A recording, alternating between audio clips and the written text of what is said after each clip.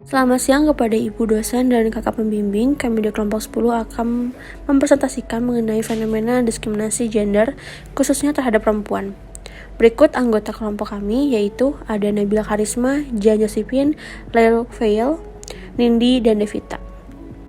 Apa itu stereotip?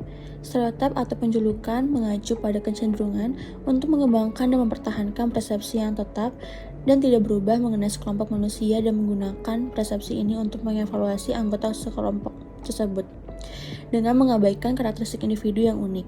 Sederhananya, stereotip atau penjulukan adalah cara pandangan, penilaian, atau prasangka tentang segolong orang yang mempengaruhi persepsi dan penafsiran data yang telah diterima. Berikut macam-macam stereotip.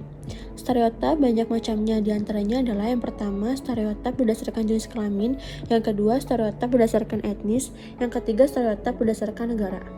Bagaimana stereotip dapat terjadi?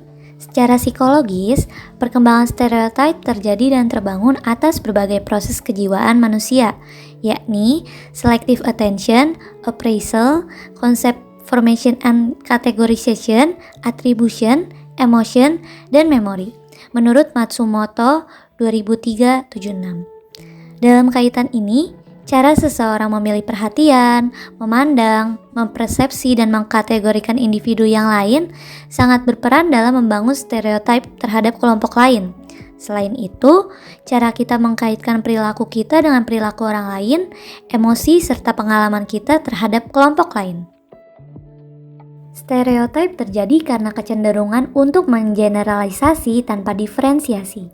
The Jones dalam Siddhartha 2000 mengatakan bahwa bukan rasio melainkan perasaan dan emosilah yang menentukan stereotip. Barker 2004-415 mendefinisikan stereotip sebagai representasi terang-terangan namun sederhana yang mereduksi orang menjadi serangkaian ciri karakter yang dilebih-lebihkan dan umumnya atau biasanya bersifat negatif.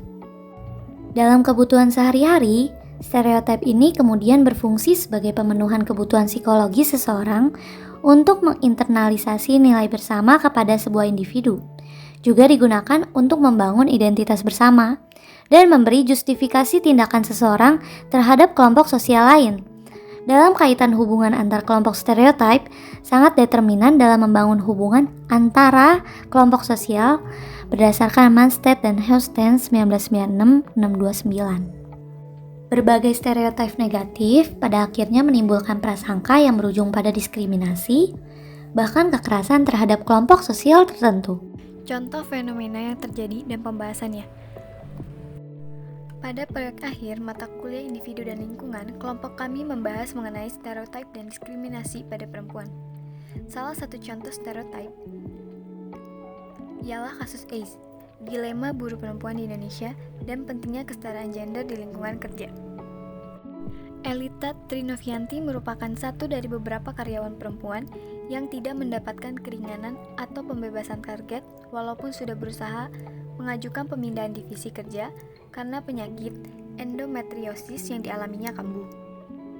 Akhirnya, ia mengalami pendarahan hebat akibat bobot pekerjaan yang berlebihan sehingga terpaksa melakukan operasi kuret pada bulan Februari dan membuat jaringan di dalam rahimnya diangkat.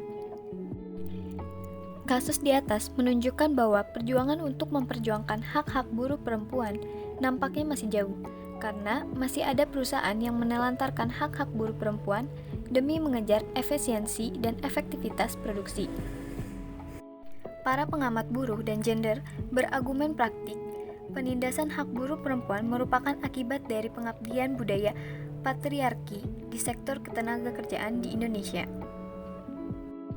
Kasus ketidaksetaraan gender yang dialami buruh perempuan di perusahaan ACE juga menunjukkan bahwa perusahaan lalai dalam mematuhi peraturan terkait hak asasi manusia dan ketenagakerjaan perempuan.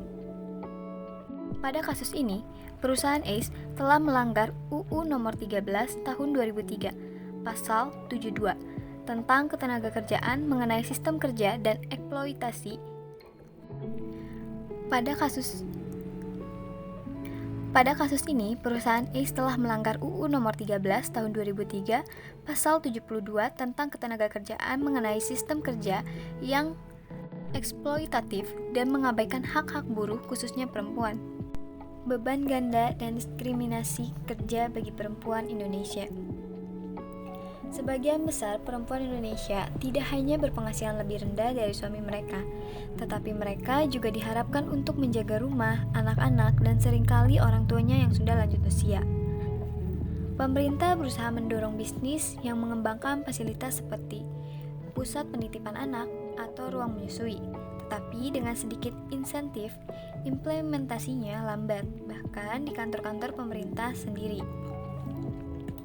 Sehingga kasus di atas menunjukkan kemitraan Australia-Indonesia untuk tata kelola ekonomi menemukan bahwa dalam pekerjaan, upah rata-rata per jam perempuan Indonesia antara 70-80% pria.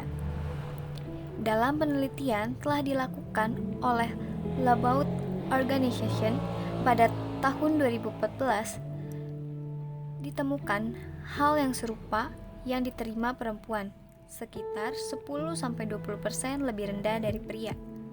Kenyataannya, sebagian besar perempuan Indonesia tidak hanya berpenghasilan lebih rendah dari suami. Perempuan Indonesia juga diharapkan untuk menjaga rumah, anak-anak, dan seringkali orang tuanya yang sudah lanjut usia. Bagi para profesional ekonomi Indonesia yang berkembang pesat, tampaknya menguntungkan bagi perempuan dikarenakan angka yang tidak dapat melukiskan gambaran lengkap. Perempuan yang berjuang melawan kurangnya. Lalu, apa kaitan dua kasus tersebut dengan materi?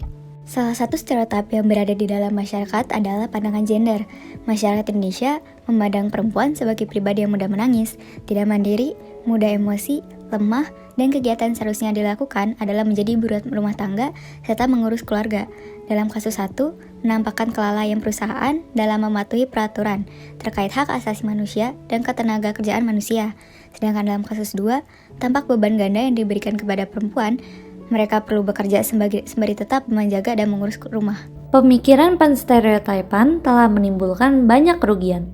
Penstereotipan mengorbankan keluasan dan ketepatan persepsi yang dapat membatasi minat, rasa ingin tahu, persahabatan, dan pemahaman tentang manusia.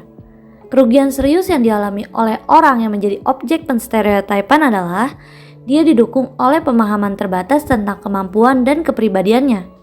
Pemahaman itu bisa jadi tidak ada kaitan dengan dirinya, tetapi harus diterima sebagai bagian dari dirinya. Contohnya, pekerja buruh perempuan yang pekerjaannya sama dengan laki-laki, tetapi perempuan lebih rela menerima upah lebih rendah dari laki-laki karena menganggap laki-laki sebagai kepala keluarga dan pencari nafkah utama sudah seharusnya untuk mendapatkan gaji yang lebih tinggi. Contoh yang kedua, suami istri yang bekerja di instansi yang sama seperti di perguruan tinggi, jika keduanya mempunyai kriteria yang sama dalam golongan pangkat dan keduanya memiliki peluang yang sama untuk menjadi dekan, dalam kondisi demikian seorang perempuan lebih sering memilih mengundurkan diri untuk mendukung laki-laki atau suaminya karena dianggap lebih etis di mata semua orang. Seandainya dia tidak menerima penstereotipan itu, dia merasa telah melawan sikap sosial yang membuatnya tidak nyaman.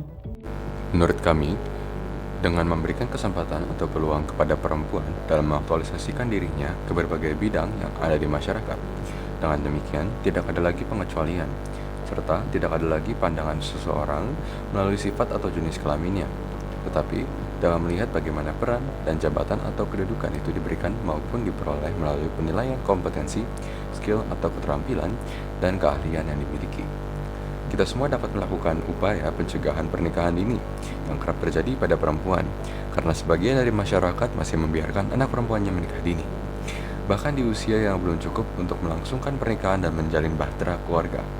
Upaya pencegahan dengan memberikan sosialisasi pentingnya pencegahan pernikahan dini harus terus dilakukan pemerintah kepada masyarakat, serta membuka ruang kepada perempuan dalam keterlibatannya pada aspek-aspek penting di masyarakat, hingga orang tua melihat perempuan juga punya aspek kemampuan. Dengan demikian pernikahan bisa saja tidak terjadi lebih cepat karena perempuan aktif dalam berbagai kegiatan. Mendukung dan meningkatkan kesetaraan gender di dalam masyarakat dengan melibatkan perempuan dalam berbagai hal lebih penting di masyarakat, karena telah mendukung dan meningkatkan pencapaian dalam kesetaraan gender tersebut. dapat meningkatkan perlindungan terhadap perempuan dengan mempersiapkan dan memberikan perlindungan kepada perempuan dari ancaman dan kekerasan fisik maupun non-fisik yang dialami perempuan. Misalnya, tindakan kekerasan, eksploitasi, diskriminasi, dan juga upaya melakukan pencegahan serta menanggulangi permasalahan tersebut. Lakukan peningkatan pada kualitas hidup perempuan. Salah satu cara yang bisa dilakukan untuk permasalahan gender ini yaitu dengan melalui aksi afirmasi di masyarakat diberikan kepada perempuan. Contoh terutama pada bidang pendidikan, politik, kesehatan, hukum, sosial, lingkungan, ekonomi, ketenagakerjaan, dan lainnya. Berikut beberapa referensi yang kelompok kami gunakan. Sekian dan terima kasih.